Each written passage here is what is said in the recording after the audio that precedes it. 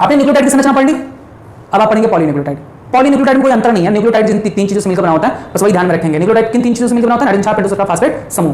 Poly का मतलब होता है अनेक, तो अनेक क्या? न्यूक्लियोटाइड। जब एक न्यूक्लियोटाइड, दो न्यूक्लियोटाइड, तीन न्यूक्लियोटाइड आपस में कई सारे न्यूक्लियोटाइड जुड़ के एक लंबी संरचना बनाते हैं, तो उसी को कहते हैं पॉलीन्यूक्लियोटाइड। अब देखिए, एक न्यूक्लियोटाइड दूसरे से जुड़ा, फिर दूसरा न्यूक्लियोटाइड तीसरे से जुड़ा, तीसरे कार्बन पर ही जुड़ते हैं। नंबरिंग पूछी जाती है किस कार्बन से क्या जुड़ता है? कुछ नहीं बाबू, 3 ने ठुटुआ है, याद कर डालो। पेंटोस प्रकार के प्राइमरी कार्बन से नाइट्रोजन 6 जुड़ता है, पेंटोस प्रकार के 5वें कार्बन से फास्फेट समूह जुड़ता है, पेंटोस प्रकार के तीसरे कार्बन से दूसरे न्यूक्लियोटाइड का फास्फेट समूह जुड़ता है। बस 3 पॉइंट याद करने हैं। अब देखिए, एक न्यूक्लियोटाइड इससे जुड़ा, फिर ये इससे जुड़ा, अब ये क्या कहलाएगा? Tri nucleotide. तीसरे कार्बन से इस न्यूक्लियोटाइड का फास्फेट समूह जुड़ेगा, है ना?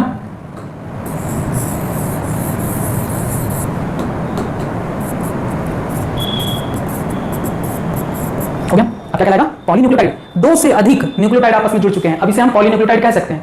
कई सारे न्यूक्लियोटाइड, देखिए एक न्यूक्लियोटाइड ये हो गया, एक न्यूक्लियोटाइड ये हो गया, नाइट्रोजन 6 फास्फेट समूह पेंटोस शर्करा, ठीक है। एक न्यूक्लियोटाइड, दूसरा न्यूक्लियोटाइड ये, 2 न्यूक्लियोटाइड हो गया, फिर तीसरा न्यूक्लियोटाइड ये,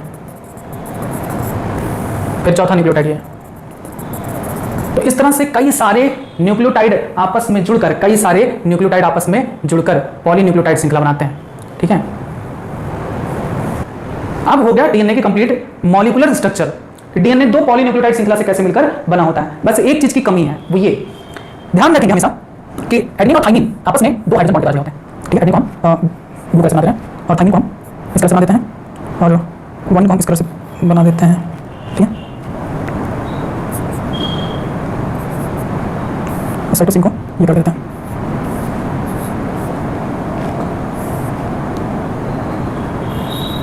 ठीक है, देखिए कैसे मॉलिक्यूलर स्ट्रक्चर होता है। एडेनिन हमेशा थाइमिन से डबल हाइड्रोजन बॉन्ड के साथ जुड़ता है। कितने? 2 हाइड्रोजन बंधों के साथ, 2 हाइड्रोजन बंध। यहाँ पर फिर से है, यहाँ पर फिर से थाइमिन एडेनिन से जुड़ा है, यानी 2 हाइड्रोजन बॉन्ड के साथ। हमेशा याद रखेंगे एडेनिन किससे मिलेंगे? थाइमिन से, ऑलवेज थाइमिन से मिलेंगे हमेशा एडेनिन से डबल हाइड्रोजन बॉन्ड के साथ, ठीक है। बराबर नहीं होगा, बराबर चिन्ह नहीं, डबल हाइड्रोजन बॉन्ड का चिन्ह है। अब देखिए, ग्वानिन हमेशा साइटोसिन से 3 हाइड्रोजन बॉन्ड के साथ जुड़े होते हैं। ग्वानिन हमेशा साइटोसिन से 3 हाइड्रोजन बॉन्ड के साथ जुड़े होते हैं, और साइटोसिन हमेशा ग्वानिन से 3 हाइड्रोजन बॉन्ड के साथ जुड़े होते हैं। यहाँ पे देखिए, साइटोसिन हमेशा ग्वानिन से 3 हाइड्रोजन बॉन्ड के साथ जुड़े होते हैं, याद कर लीजिए। हमेशा एडेनिन किससे जुड़ेगा? थाइमिन से, कितने हाइड्रोजन बॉन्ड के साथ? 2। साइटोसिन किससे जुड़ेगा? ग्वानिन से, कितने हाइड्रोजन बॉन्ड के साथ? 3, ठीक है। ये हो गया कंप्लीट पॉलीन्यूक्लियोटाइड स्ट्रक्चर डीएनए का। ये डीएनए की पॉलीन्यूक्लियोटाइड श्रृंखला, एक पॉलीन्यूक्लियोटाइड श्रृंखला ये, दूसरी पॉलीन्यूक्लियोटाइड श्रृंखला ये, आपस में किस तरह से जुड़े होते हैं।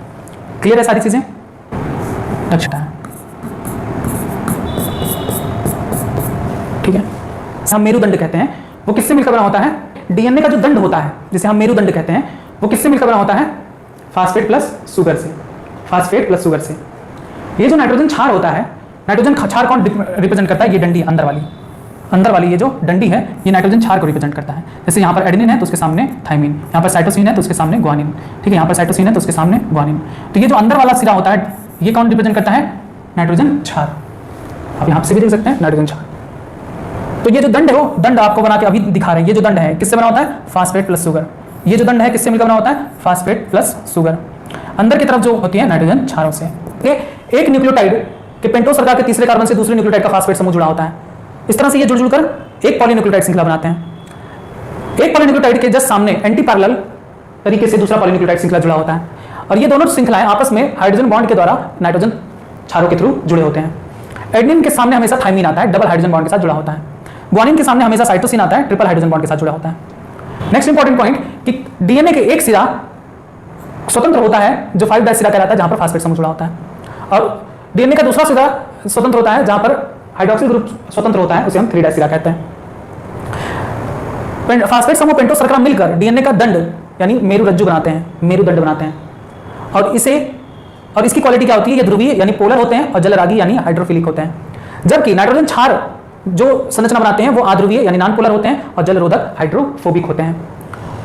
और साथ ही डीएनए अम्लीय क्यों होता है? फास्फेट समूह की उपस्थिति के कारण। इतनी बातें आपने जानी जो बहुत इंपॉर्टेंट है, इन्हीं को अगर समझ ले गए तो कुछ भी नहीं है इसमें। ये डीएनए इस तरह से बने होते हैं पॉलीन्यूक्लियोटाइड श्रृंखला से। आइए अब बुक पे आते हैं। देखिए पॉलीन्यूक्लियोटाइड क्या है?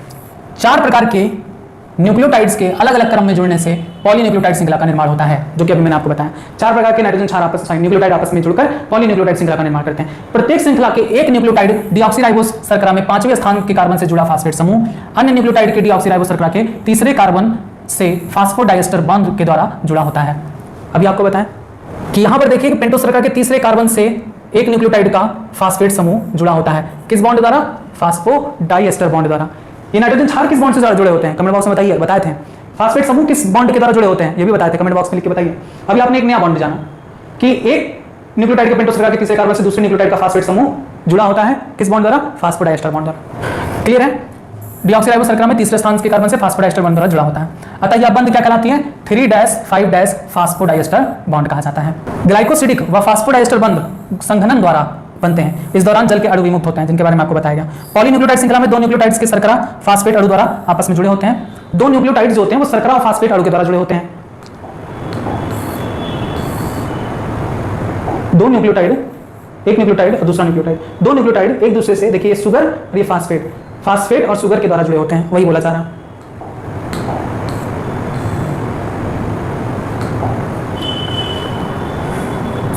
अतः शर्करा फास्फेट शर्करा के संयोजन से दंड के समान संरचना बनती है, जो पॉलीन्यूक्लियोटाइड श्रृंखला का मेरुदंड यानी बैकबोन बनाती है। वही चीज अभी आपको बताए थे कि शुगर और फास्फेट, शुगर और फास्फेट इनसे क्या बनती है? दंड बनती है। ये संरचना इसे कहते हैं दंड, इसे मेरुदंड कहते हैं। फास्फेट और शुगर से मिलकर बना होता है।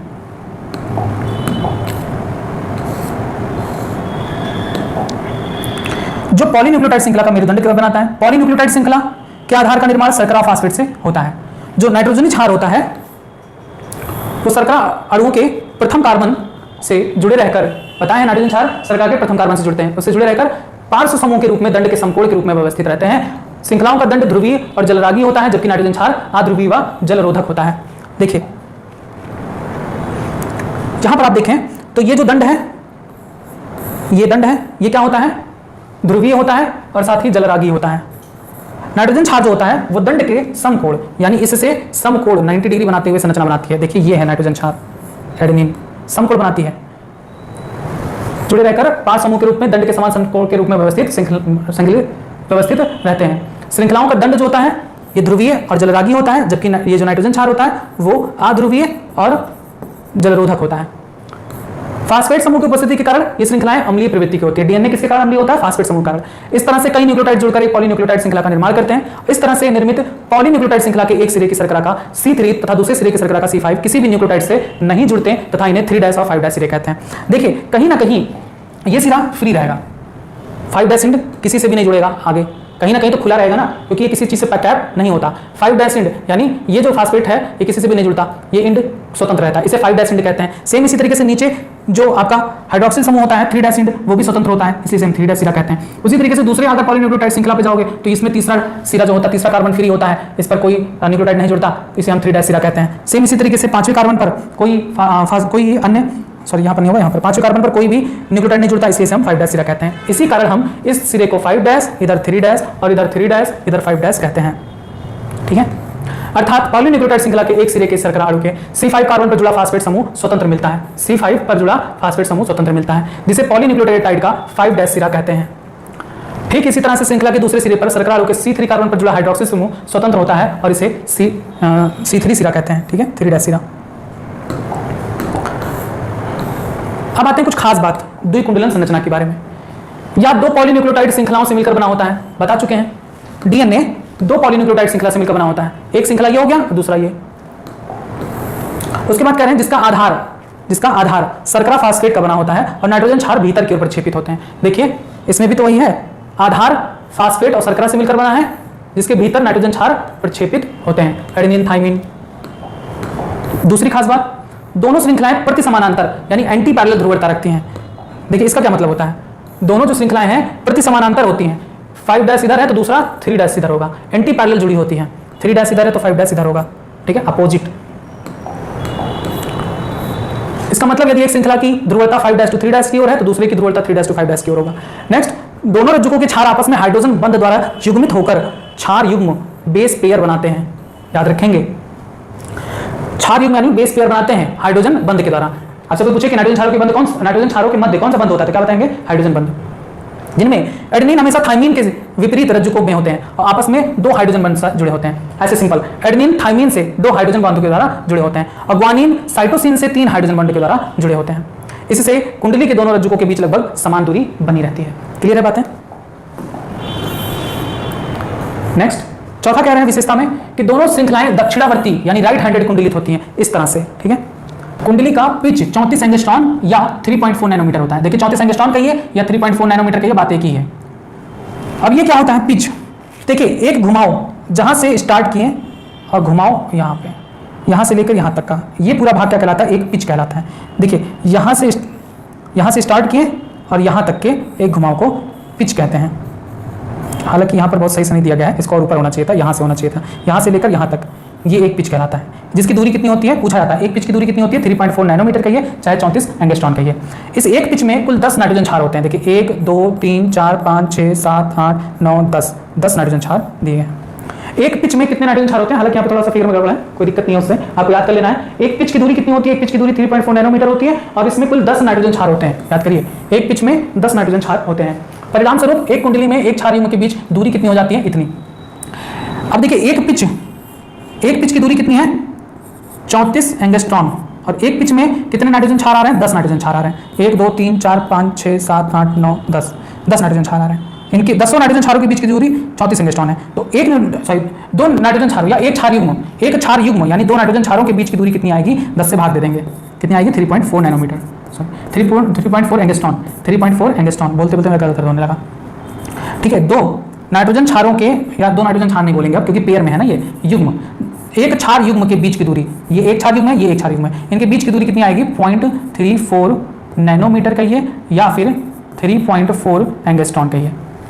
कुंडली में एक क्षार युग्म की एक क्षार युग्म के बीच लगभग 3.4 एंगस्ट्रॉन या 0.34 नैनोमीटर की दूरी होती है। द्विकुंडली में एक क्षार युग्म की सतह पर के ऊपर दूसरे स्थित होते हैं। द्विकुंडली में एक क्षार युग्म की सतह के ऊपर दूसरे स्थित होते हैं। इसके अतिरिक्त हाइड्रोजन बंध कुंडली संरचना को स्थायित्व प्रदान करता है, यानी स्टेबिलिटी प्रोवाइड करता है हाइड्रोजन बॉन्ड कि उसकी संरचना एक स्थायी बनी रहे।